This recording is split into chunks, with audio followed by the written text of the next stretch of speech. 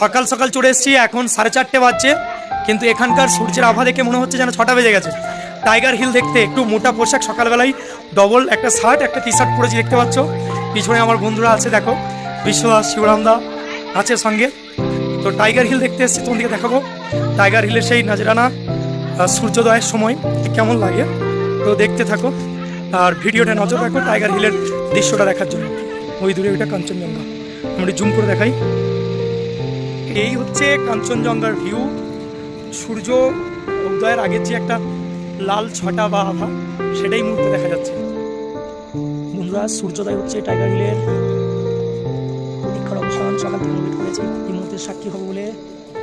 সূর্যের আলোতে কিভাবে কাঞ্চনজঙ্ঘা রিফ্লেক্ট করবে এবং কাঞ্চনজঙ্ঘার উপরে বরফের যে দৃশ্যটা, তার ছবিটা কেমন মুহূর্তের মধ্যে চেঞ্জ হবে। দেখো এই সূর্যের কিরণ ছুটছে প্রায় কাঞ্চনজঙ্ঘার উপরে।